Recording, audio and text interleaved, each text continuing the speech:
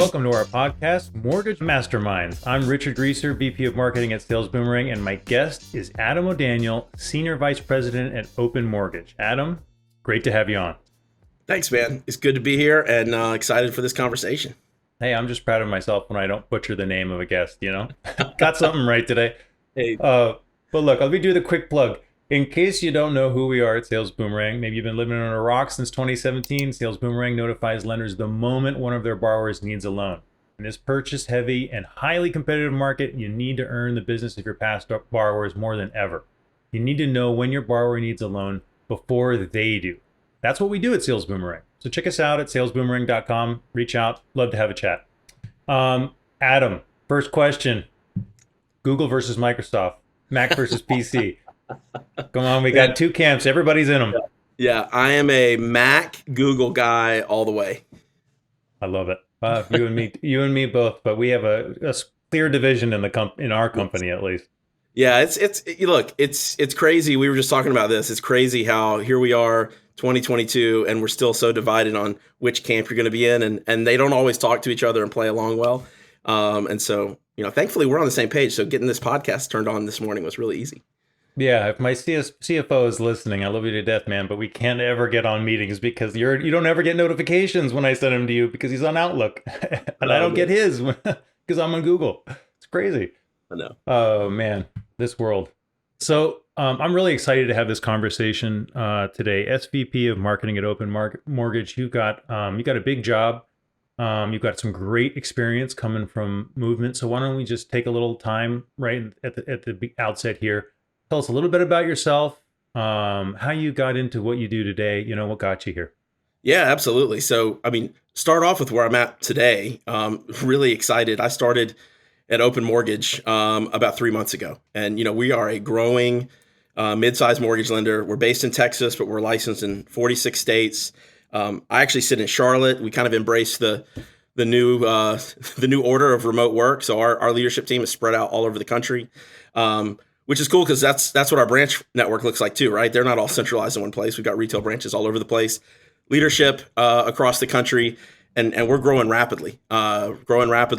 Purchase focused, retail driven, multi-channel with wholesale, really strong reverse offering. So we're across the board, and that's really what attracted me to the company was a chance to join a small, growing, multi-channel lender that really understands purchase market, really wants to empower branches.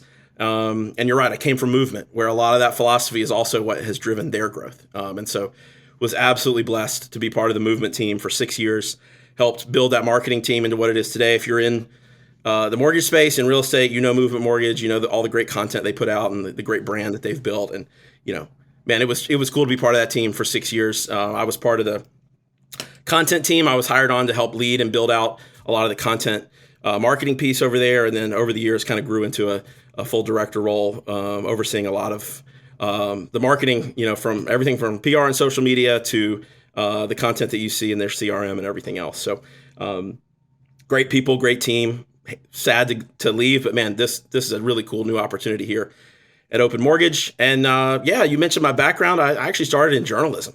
I actually started out as a financial journalist, covering the subprime meltdown in Charlotte, North Carolina, where these two big banks, Bank of America and Wachovia, were kind of brought to their knees through that whole thing and then kind of rebuilt. Obviously, Wachovia was assumed by Wells Fargo and is all part of that now. So that was my story getting into mortgage, was on the media side. And then, over the years made the transition over into marketing. So it's been a fun journey. And now we get to build again at Open Mortgage, kind of a new thing going on there. And I guess that's a little bit of a trend for me. I've kind of always join these organizations where there's an exciting idea and we get to build something really cool. Well, I tell you, if I'm a loan officer on your team, there's nobody else that I want than someone who's got a journalism background, master of content creation, helping me speak to all my borrowers. So fantastic background that you've got. That's awesome. Yeah. Let's just jump into the meat and potatoes here. There's a lot of mortgage marketers who listen, and I think a lot of them are trying to learn from you. Like what's working, what's not working in mortgage marketing? What would you tell a mortgage marketer that they need to be focusing on right now if they're listening? Yeah, if you don't mind, I'm going to kind of continue a little bit of a hot take I had on LinkedIn this week. There's a narrative in our industry right now, and it absolutely has truth to it, about the crisis we have when it comes to supply, right? We know that there are shortages everywhere. Some markets, it is truly a crisis. There are not enough homes. It is crazy. I'm in the Carolinas. There was a viral video here of a house in Raleigh, North Carolina. Cars around the block, 50, 100 people all waiting in line to get into this open house and have their, highest and best in by the end of the day, the moment it goes on the market. And what I think the danger is, and what we have to watch out for as marketers and as loan officers, is to not let that narrative that there's a crisis become the dominant narrative that we speak into. Instead, we need to be talking about how we help people overcome that challenge, right? I mean, that is marketing 101. Understand the need, the felt need of your customer, and then immediately speak to how you can help solve it, and then make it really easy for them to buy your product or service. And so I've just been encouraging our folks at Open not to lament the shortages and the rising rates, but instead champion how you, through your expertise, through your product knowledge, through your great process, can help them navigate those waters and still achieve their dream of home ownership, whether it's a first-time home buyer, somebody looking to purchase their dream home, whatever it might be. That's the spot we need to play in the marketplace. And then, quietly, we can be working really hard in our communities to deal with this inventory shortage, and whether that's through policy or other things. There's a lot of work that our industry needs to do to help alleviate some of this pain. But when it comes to content and message and what we need to be doing as marketers, it is absolutely championing the success stories and championing our expertise and how we can help people overcome the challenges that they no doubt are facing. I love that. It's funny hearing it coming from a former journalist saying, like, hey, don't believe the hype. Just so you guys know, there's still homes out there. And it's true, right? A lot of it is sensationalism. It is a reality. There is a crisis in low inventory, but get on Zillow, get on Redfin. There's tons of listings still out there. What I was talking to a broker the other day, and he says to me, what he's been counsel he's been giving to a lot of borrowers and telling his LOs to tell a lot of borrowers is, hey, you might not get the perfect home that you've been wanting for forever. You might have to go for like one that's like a step down, but it's still a great home and you can invest into it. You know what I mean? Yeah, absolutely. And I know I'm selling Kool-Aid, drinking Kool-Aid right now, but I mean, I'm a huge believer in home ownership, and it doesn't have to be your dream home to still make a ton of sense for you and your family, a ton of sense for you financially, and help you build wealth. And so I just think that's the role our industry needs to play is, yes, we need to quietly talk about and acknowledge the crisis and work to resolve it. But when we're meeting with customers, we need to be empowering voices of a solutions provider who has the expertise to help them achieve their dream, and have those tough conversations with them about, you know what? This home is going to have 50 people and 50 offers coming in. But let me show you a few others that I think you ought to consider. And let me show you a financing strategy to help you win the bidding war. And then in a few years, you're going to look back and see that your wealth is growing, and what a wise investment that was. Yeah, that's awesome. So you just mentioned that you've always had this kind of dream of homeownership as being so important, right? Yeah. And you told me in our pre-show a little bit about that and why that is. You want to just share really quick? Yeah, I think I've seen, you talked about my journalism background. I've seen it, the difference in communities where homeownership is strong and where it's lacking, and the stark difference in those communities. I've benefited from myself as an individual. Did not come from a wealthy family, very much working class, middle class upbringing, but homeownership has allowed a lot of good things to happen to the people in my family. So I've experienced it. And then also, as a former financial journalist, I have had a unique view into how the housing market specifically sits at the center of the biggest economy in the world. And so, here we are, the United States economy really, especially for the consumer, is wrapped around home ownership and around housing. And it is such a linchpin. And so for us in the mortgage space, what a cool place that we get to live. We get to provide financing solutions to help people become homeowners that builds wealth. And that's really all really at the epicenter of the U.S. economy. And so I'm passionate about it. I love it. And I think most loan officers who are successful, they see it that way too. And it really helps drive their business beyond just a conversation about commission and BIPs, and it really gets their head around how can I help empower the families that I serve. And that's what makes a great company, a great culture, a great loan officer. Yeah, I totally agree for sure. I mean, biggest transaction most consumers are ever going to make in their lives, and the biggest impact it'll have on their entire lives as well. So, all right. So we had talked before, and you said that most of the time that you spend is focused on marketing for to support your loan officers. And so, can you just tell me a little bit about what that entails and like how you move the needle for them? Like, what are they turning around to other people and being like, do you know what Adam and the marketing he's doing at Open is doing for my, for me and my business right now? Yeah, I think, this is such an interesting conversation because every loan officer is unique and they serve a unique marketplace, and especially for us, right? Like we're heavily invested in the retail market. We think that there's a lot of long-term opportunity there, especially for purchase business. Even last year we were 70% purchase focused in a refi heavy market. So we're committed to it. Every retail loan officer focused on purchase has a little bit different approach of how they want to grow their business, how they want to interact with real estate partners, how they're managing and marketing to their database. And so we have to be really flexible in how we support them. There's a couple of, I think, big themes for us. Number one is automation. What things can we do to empower the loan officer and the branch manager to do what they're really good at, which is be that local expert in the market and serving the customer, and not all day typing emails, scheduling emails, worrying about, is my website search optimized? Those are the things we can take off of their plate. And so that's the mentality that we have is how do we automate and take the things that are just standard for everybody so that they don't have to think about it. And then the second thing that we're trying to do, and I hope I'm not stealing your thunder because I know this was something you wanted me to talk about, is we want to create an idea of providing a branch in a box, marketing in a box for our branches.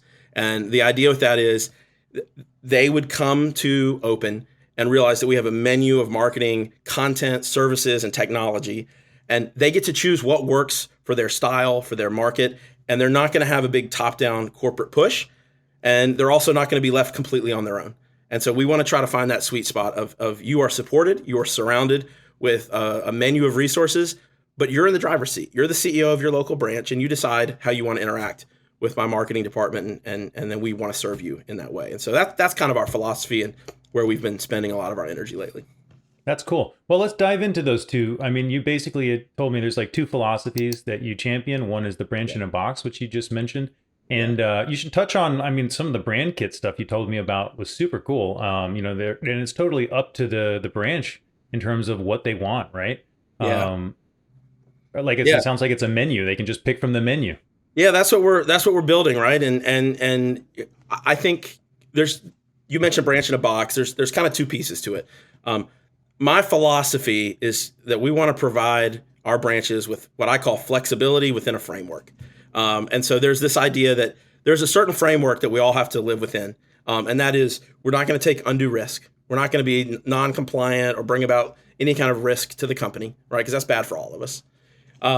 Number two, we're going to be profitable, right? We're not going to employ strategies or tactics that are going to lose money, right? We have to, at the end of the day, we all have to make a profit in order to stay in business and continue That's a to great idea. We'll just give money away. We'll just give money away. But you'd be surprised, right? Like there's a lot of great ideas that once we start looking at the data, it's like, wait a minute, does any of this actually make money? And so, we have to be cognizant of that. So we got to watch the risk. We got to make sure that we're running a profitable organization. And then we have to protect the brand, right? The third thing is the brand is important. We want to make sure that, at Open Mortgage, we have these, shades of blue and a really nice logo. And like, you can't join Open and be hot pink and green and completely off brand for us, right? But within that, we want to give you flexibility. I want to give you at the branch full flexibility of how you want to run your business. And in my case, your marketing and branding within that framework. And so if you're a DBA that is, part of the Open Mortgage Network, if you are, the Adam O'Daniel team at Open Mortgage, I'm totally fine with that flexibility. If you say, hey, my business is 95% realtor relationships, and so I want to pick from your menu, and I want to use a lot of like lunch and learn, local events, seminar type stuff. I want to do a lot of co-branding. We want to empower that. If you say, hey, look, I'm actually really skilled at lead generation and running campaigns on Google and then converting those leads, I want to give you the tools that you can do that in your local branch. And so we're going to set you up with, lead generation tools and strategies and partners who can help you convert. And then, we're going to step back and watch you be successful. So that's our overall strategy. And, Richard, I'm 3 months into this. So it is very much a like build the car while we're driving down the street kind of mentality here, but that's exciting. I think people like that. The folks that are on our team right now realize they're part of architecting and building that framework with us. And so, we've got this framework. We want to give our branches full flexibility within it. And then we want to provide them with this idea of a branch in a box, open the box, pick the tools and resources that you want to use and go do a great job in your market. Yeah, I think that's awesome. It's funny, you were telling me that you were describing it almost like a startup that you're in, but It's funny, you guys aren't a startup. You do a lot of volume, so it's not a startup. No, not at all. We're going to serve 10,000 families this year, which is a drop in the bucket to a Rocket Mortgage, obviously, but it's not a drop in the bucket as far as the scale that allows us to operate on. So we'll serve 10,000 families this year in their dreams of homeownership. That gives us a foundation and a scale that we can then grow from. And so it's an exciting place to be. It's an exciting time to be at a retail focused purchase lender. And like I said, when I was invited to join this team and help build this framework, man, what an exciting opportunity. I'm just honored to be part of the team. And we've got some great branch managers, some great loan officers who have some really good ideas. And, it's my job to help listen to them, get us all on the same page, and then go build something that works. So why don't you just talk real quick about like what are your growth goals and how are you going to get there? Yeah. So, we're looking to double the size of the company over the next 24 months. We think we can do that. We think the market is hungry for a platform that offers the multi-channel lending, retail focused, empower the branch manager to go dominate the purchase market, treats the branch manager like a CEO. We think there's an opportunity for that. And so, we'd like to double the franchise over the next 24 months and then double it again and look back in a few years and be a $10 billion origination platform. That's the goal. That's awesome. I love that.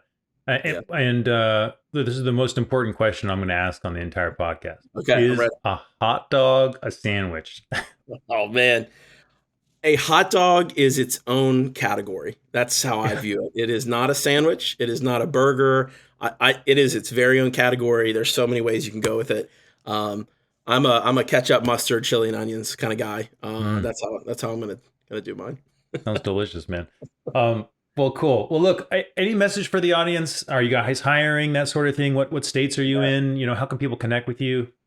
Yeah, look, I'm two things. One, we're building this, so like I'm always looking for great ideas. So if you've got great ideas, Richard, I know you guys provide some really great services that line up with our strategy. I'm really interested in ways to help make the local retail branch more successful at generating their own leads in their marketplace and then marketing to their past customers. How can we get more creative about that? Creatively co-branding with real estate agents and serving them really well. So I'm looking to grow in those areas, grow our marketing team there. And then our company is, we're planting flags in markets all over the United States. I mean, just in the last couple of weeks, we've announced Orlando, Nashville, Sarasota, Florida, that we're intending to open branches there. And we're kind of rolling. We've got a list of 40 cities that we want to put somebody in this year. And so if you're interested in joining a kind of a emerging brand that's doing some neat things that really empowers the local branch, have a conversation with us. I know there's a lot of great companies out there, but we think we're one of them, and we'd love to talk to folks that are interested in joining a company like that. That's awesome. That's awesome, man. Hey, if I was looking, I would definitely be reaching out to you. It sounds like a really good opportunity to grow with a great company. Yeah. Thank you so much. And I appreciate what you guys are doing, highlighting the different ideas and leadership that we have across the industry. Sales Boomerang, you guys have a great reputation, and certainly a lot of folks have had a lot of success with what you guys offer. And I just appreciate you inviting me to be part of this. Hey, you're the man, Adam. Thanks so much for joining us. Thanks for a great discussion, and look forward to it the next time. Yeah, thanks a lot. Thanks for listening. If you like the podcast, please give us a 5-star rating, subscribe, and tell all your friends about the show. We at Sales Boomerang started this podcast to elevate the mortgage lending industry by sharing the kind of exclusive, insider knowledge from the successes and failures of the best of the best. The foundation of every successful lender is borrower retention.